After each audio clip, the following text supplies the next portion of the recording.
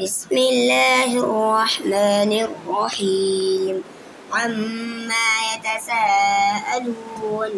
عن النبأ العظيم الذي هم فيه مختلفون كلا سيعلمون ثم كلا سيعلمون ألم نجعل الأرض مهادا والجبال أوتادا فخلقناكم أزواجا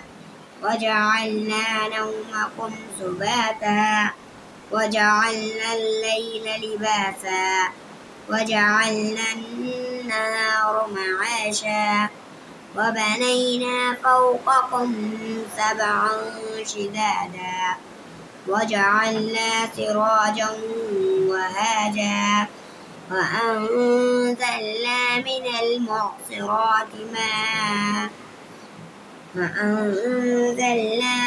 المعصرات ماء ثجاجا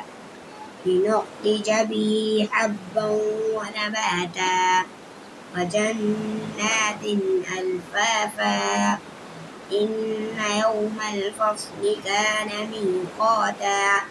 يوم ينفخ في الصور فتأتون أفواجا وفتحت السماء فكانت أبوابا وسيرت الجبال فكانت سرابا إن جهنم كانت مرصادا للطاغين مآبا لابسين فيها أحقابا لا يذوقون فيها بردا ولا شرابا إلا حميما وغساقا جزاء وفاقا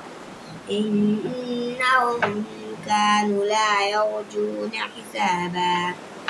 وكذبوا بآياتنا كذابا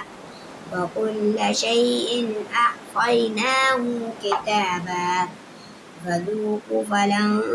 نزيدكم إلا عذابا إن للمتقين مفازا حدائق وأعنابا وكواعب أترابا وكأسا دهاقا لا يسمعون فيها لغوا ولا كذابا جزاء من ربك عطاء حسابا رب السماوات والأرض وما بينهما الرحمن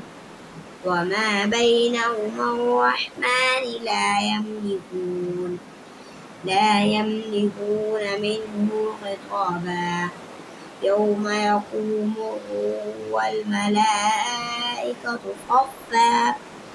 لا يتكلمون إلا من أذن له الرحمن وقال صوابا ذلك اليوم الحق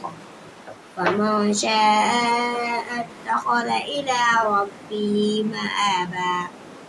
إنا أنذرناكم عذابا قريبا يوم ينظر المرء ما قدمت يداه ويقول الكافر يا ليتني كنت ترابا.